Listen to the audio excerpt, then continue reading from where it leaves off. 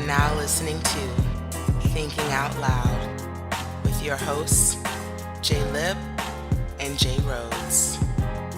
What up, world? It's your boy Jay-Lip and my man J.Rhodes. Thinking Out Loud podcast. J.Rhodes, what's good? What's good, bro? This is the first one. It is, man. Back at it, and it feels so good. I want to thank you for being here with me tonight, and I want to thank everybody out there listening for being with us tonight as we get this thing popping once again. I want to say shout outs to my family out here in Columbus, Ohio. Shout out to my family in Detroit, Michigan. And Rhodes, who you got a shout out? Shout out to the D always. Shout out to my friends in Chicago and DC as well. DC, I'll be there next month. Okay, that's respect.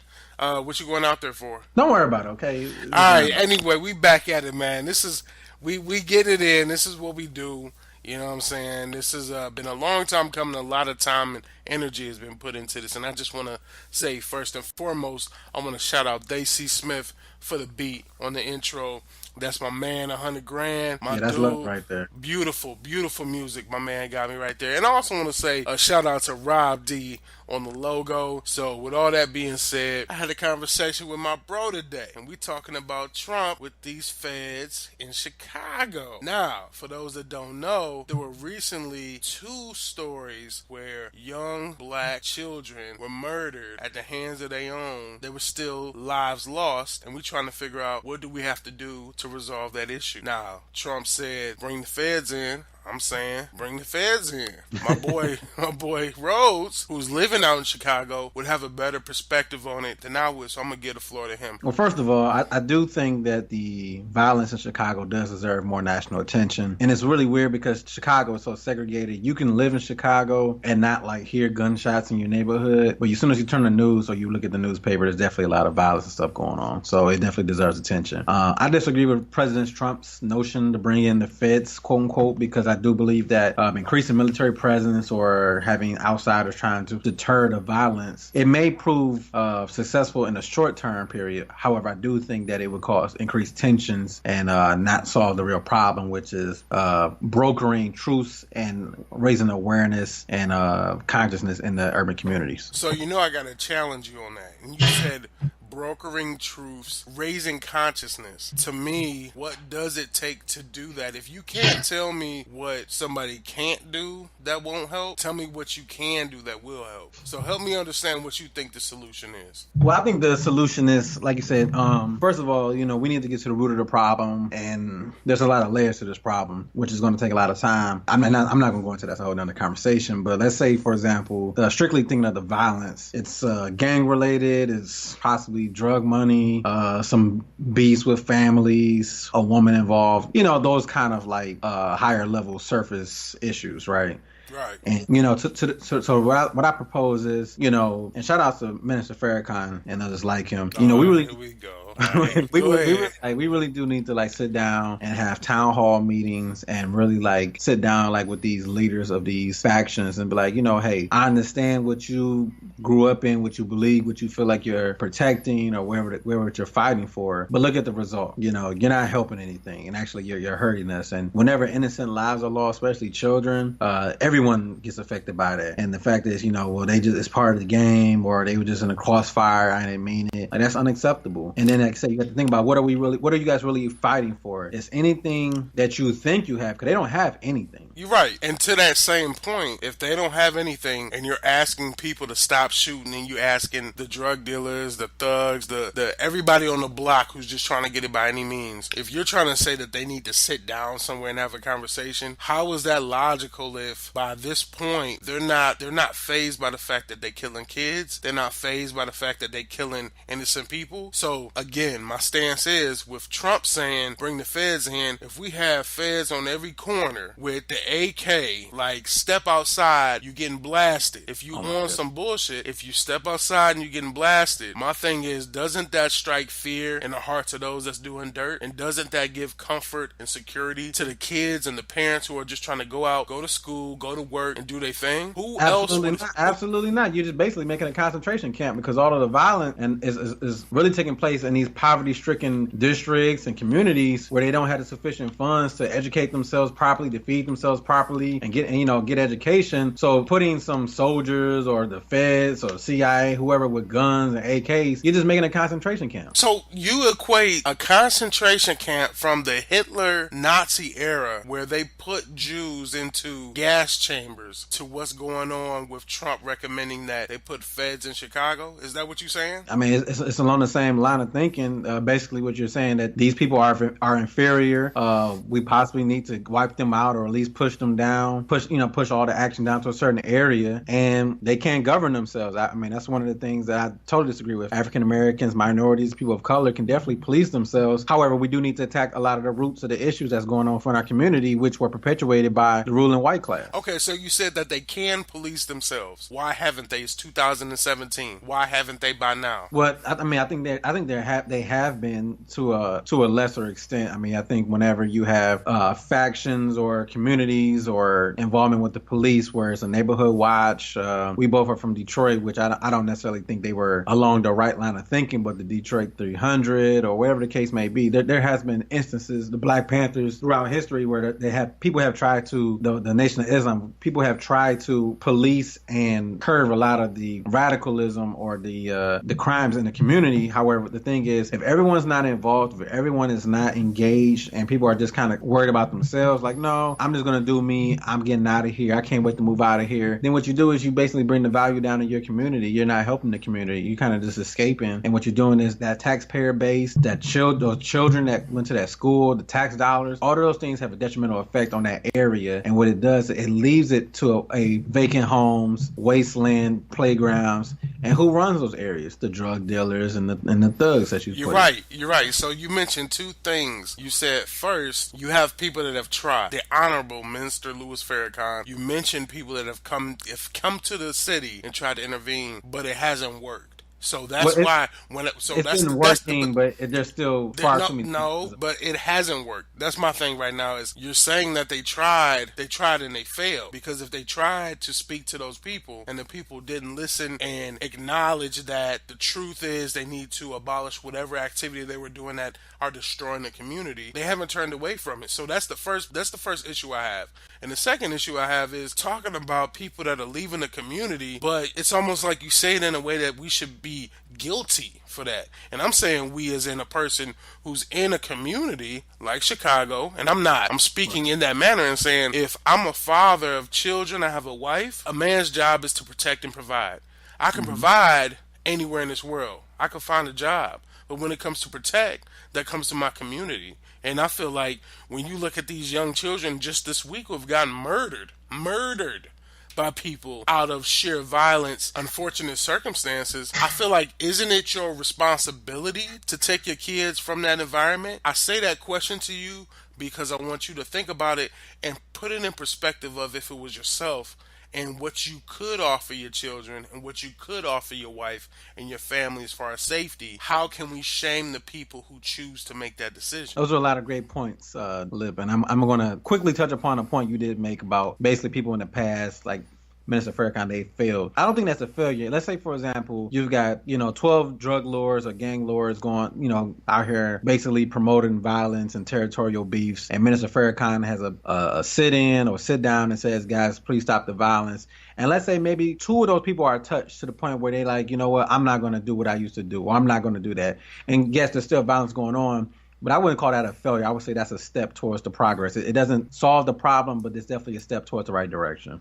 Okay. Okay. But to touch upon your point about the black flight, or basically why would you choose to stay in an environment, being damaged and ravaged with violence if you had the opportunity to leave? That is one of the age-old problems of African Americans, and let's say violence not even has to be the factor. Well, let's not split hairs. Let's say black people, because African Americans, I feel like we're getting too political. Let's say it's the problem that you feel is with black people. It's not just you that feels that way. But right. There's been a problem with people feeling that black people are the catalyst for black flight and the entire system of abandoning an area and then allowing other cultures, specifically white people, in most examples, specifically to Detroit at least, with gentrification. Gentrification is defined as being where you extinguish the ownership of those who are indigenous to that property, which are black people in Detroit, and you have white people come in and they build enterprise, they build housing, they build markets that the black people who are traditionally there, that the Aboriginal people cannot even afford to sustain in that environment. So you basically box them out. And I understand the detriment, but my question for you is, as far as expounding on that, is how can we have shame or disdain towards a person who is trying to make better for their family when that is the priority? That's also taking place in Chicago too, Lip, and I'm sure it's taking place all over the country. I think there's two lines of thought we can have. For one example, because even growing up in Detroit, my mom moved to the suburbs my senior year in high school. Because it was more convenient, closer to her job, and two, she just didn't want to stay in the city. Which I understand that the suburbs provide typically a lower cost of living, typically a higher quality of life, more convenience as far as attractions, entertainment. It has a lot of benefits that you can't literally deny. just named all benefits.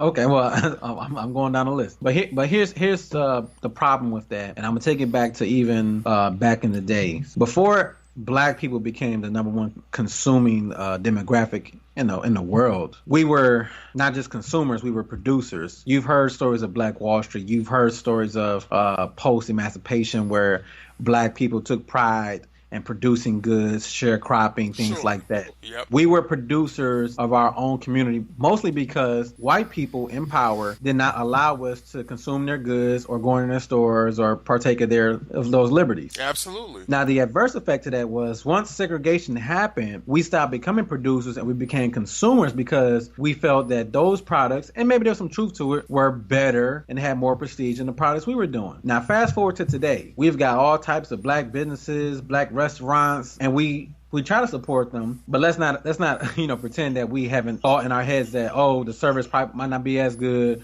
or we feel that Black customers, Black employees don't give as good service as white people. This is all generalization. I'm not saying this is for a fact. We've all been guilty of this. So that's a problem right there. Now, going back to the specific question about leaving the urban community for those safer neighborhoods, is because when you leave, you do leave it. You basically you're like one of the good apples, and I don't want to use that example. You're a tax-paying, law-abiding citizen upholding a community. When you get to that point where you want to leave for new ventures, new opportunities, I mean, kudos to you. But what you're also doing is you're leaving that neighborhood and that community to die and wither slowly. If it's not being replenished by next generation children, hardworking people with employment, then it's going to continue to wither and die, which leads to gentrification eventually, because then the property value goes down and you have all these other ethnicities coming in there, supplying our food, controlling our economics, controlling everything. So, and then eventually they're going to push out those violent gang members to an even lower neighborhood, and now that community that we once owned is no longer in our control. Ooh, okay, good point right there. You just mentioned that community that we once owned. So how do you argue against the fact that the community that we once owned in the city of Detroit, in the city of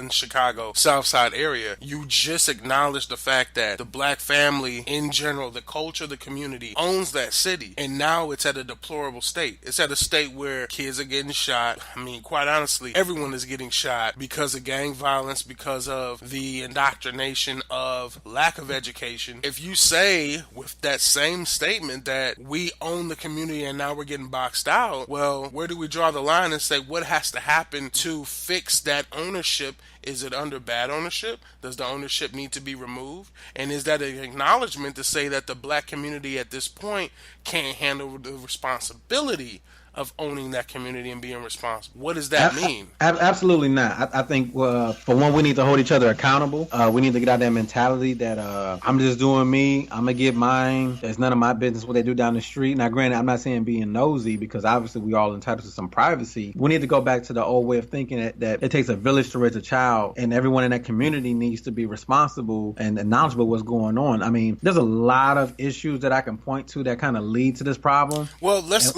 go into that, because I guess the point of this discussion is to really analyze things from a deeper level. I'm a person that's speaking to you right now living in Columbus, Ohio. I was born in Troy, Michigan. I was raised in Southfield, Michigan. And then as an adult, I lived in Detroit, Michigan. So I have those levels of experience from Troy to Southfield to Detroit, where I understand the discrepancies between the areas. I'm not going to front on that. And nobody will ever be able to shame me for that because I was a kid, I was a child or a young adult. I ain't had no choice in that. I'm in Columbus, Ohio right now, and what I'm reading and what I'm hearing about, the pain that these families are suffering in environments like Chicago, which is where you reside currently, I want to get down to that level with you on detail. What exactly has to happen to say, you know what, Trump, what has to happen for us to say, you know what, instead of you sending the federal troops in, here's what we're going to do to fix the problem. And here's how we're going to do it in a quick manner. Because Trump saying that he's going to send the troops in is, as it's been said before, it's a band-aid that's going to fix an open wound. It's not anything that's going to really resolve the inherent issues from the culture, but at least it's going to instill fear in the hearts of the dope boys that's ready to go out on the corner and bust shots if you are part of a different set than they are. That's my concern, and that's where I stand right now as far as my position is. Put them on the corner. Let those individuals feel how they feel as far as getting out and doing dirt every day and having to look over their shoulder wondering if they're going to run into the wrong Fed officer. I'd rather that than the kids that have to try to go to school and have to look over their shoulder to hope that they don't get into it with somebody older than them that they ran up on the wrong block on. That's my issue. Let me interject real quick. So do you think that these kids growing up in the inner city and the south side of Chicago specifically are going to identify with these armed soldiers or absolutely not? Absolutely not. So and are you familiar with the speech by Malcolm X about the powder keg? Of course, bro. Yes, I am. So basically, what you're doing is you're promoting this powder keg notion that, you know what, we can't police ourselves, so we're gonna rely on the government who actually created and is perpetuating a lot of these problems to police us, and now that frustration, that fear that you're hoping, it's just gonna be directed towards them as opposed to just being wild outbursts of violence. Bro, but my problem is when you say stuff like, when you say the government did this, my problem is the government is not one person. The government is an entity that cycles through individuals. So to say that the government created that, it makes it so convenient for them. Right. I get that in an entity perspective, but there is new leadership every 4 to 8 years in that same government. So, but there hasn't been much change in the thought of the mentality that blacks are inferior to whites. No, you're right. And I agree with you on that because from the perspective of Barack Obama being or having residence, I'm not even going to say being from Chicago, having residence or having had residency in Chicago, I understand that he did not do enough, in my opinion, for the people of that city. He should have been the flagship spokesperson for what's going on in Chicago and tried to do his best to make sure, even if it came to the level of creating executive orders, just as we've seen President Donald Trump do. I'm 100% with you on that. But I want to get back to the main question, which is to you, being a person who is a resident of the city, what specifically has to be done right now that can stop the 2-year-old child that I read about today that got shot in the head? What has to stop that? What has to happen? Well, like I said, it needs to come back to the community. And some of the things I'm going to propose are going to sound maybe a little bit extreme, unfair, but this is what I truly believe. Like, for one, the community needs to become a community, meaning that I should know who stays on my block, whether they stay in an apartment building, a home, a 4-flat, 2-flat, whatever the case may be. I should know who is on my block. I should know who is within my vicinity in my community. I should know who my alderman is. These churches, especially in the black community, there are churches almost literally on every block. But when you think about it, especially the millennials and the younger generations, a lot of us don't even go to the churches in our neighborhood. We either go to church online, some mega church, maybe, not even in the same zip code or even in the same city at times. I think that not to say that I have to go to this church on the corner, because maybe I'm not that faith, maybe I'm not of that culture. However, to me, it's kind of silly that a church is in a community, but their members are not composed of those in the community. Okay, so now, so you're focusing that on the church, and I get that, and I get that. Let's assume that the people are not church-faring or church-going people. What do you do about the rest of the folks? How do we save the rest of the residents who have fear to step out their home, who have fear to send their kids to school on foot? What do you do right now to change that? Well, like I said, so that's only one step, the church, but then you have town hall meetings with the police, the caps and the community leaders. Let me ask Like you I this. said, Have they not had that? and I mean, they have, but how many people are actively going, participating, spreading the Bro, word? that's my point. If you're telling me right now that they've had, you just listed 2 points, and I'm going to let you continue. I just want to say that with the 2 things that you've mentioned, they've both been in practice already, and it hasn't resolved anything. What I'm looking for you to really give me information on is you're basically saying the institutions that exist already, we need to do better. And my thing is the whole phrase of we need to do better, what drives doing better? Because that's such an empty phrase. But I don't think it's an empty phrase, and I think one of the things you just touched upon is the fact that these solutions. I think especially the Black community, we're always asking, what do we do? What's the answer? We're always looking for someone to give us a brand new idea. When really the ideas and the solutions have been presented to us for generations and for decades. We just need to execute them. So granted, you have a fair criticism. People aren't going to these meetings, they're not spreading the word. People are not engaged in the community. But that doesn't make the solution less valid. It just means that you need to get off your ass, stop talking about we don't have any leaders, and start listening to somebody, or you become a leader yourself. Okay, so let's say that you and I both, you being a resident and me being the connection to a resident. Let's say let's throw it out there and say I moved to Chicago and I'm with you. And we stand arm in arm against what's happening. How do we change the mindset of the people who have already made a decision that they do not align with the betterment of the people? How do you change the minds? And I don't want to say the evil. I want to say, how do you change the minds of the lost? That's for one person at a time. So if I could get you to stand with me, that's one more person than it was yesterday. Also, the people who may feel jaded, they're disappointed,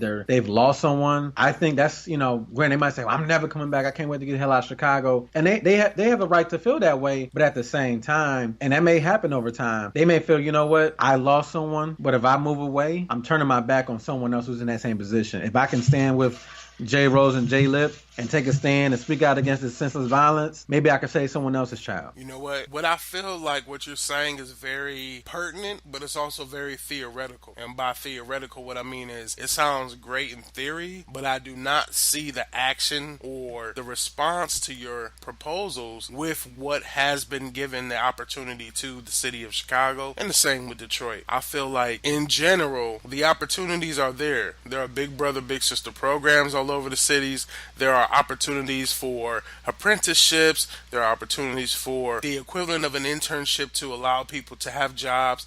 There's opportunities with the local library doing reading competitions and incentivizing children to read to gain more education than they would get from the traditional public school system. So I guess my final point is I feel like we have a lot of great ideas and I believe in what you're saying, but until the people who we consider to be the problem buy into those ideas, then the problem will continue to thrive. And I'm going to let you have the last word with this. Go ahead. Right, but to your point, just because there's still some people out here who are acting reckless and do not value life does not mean that there aren't other people who are taking advantage of those programs that you just mentioned. So the thing is, we need to keep on spreading awareness, keep on galvanizing people. And maybe the problem is the Black community doesn't have one or two clear-cut strong leaders. I think in today's world that's going to be very hard to do because people are way more informed with the internet. People are more opinionated. People are kind of less religious based in their thinking. So I think it's kind of hard to galvanize behind a Martin Luther King or a Malcolm X in today's world, because I believe if Martin Luther King was alive today, while he would still have a strong supporting, if those accusations of him cheating and other things, infidelity, were true, they would have gotten out in social media and they would help incriminate his character far back in the 60s. So I just think that we need to get out of our heads that we need a savior to lead us. I think the thing is we need to hey, Lip got an idea, he's doing that. J-Rhodes got an idea, he's doing that. I might not agree with every single thing, but I support that. And I just think it just takes those small baby steps to help make an impact. And the thing is, if you can save one life, if you could change one life, then you've done your job as a human being. We all have a responsibility to each other to save our community and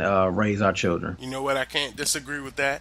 I want to thank you so much for joining me tonight. We're coming back at it, thinking out loud. This is the show. This is where we at. I want to take the time to appreciate C. Smith, C. Smith, at Instagram.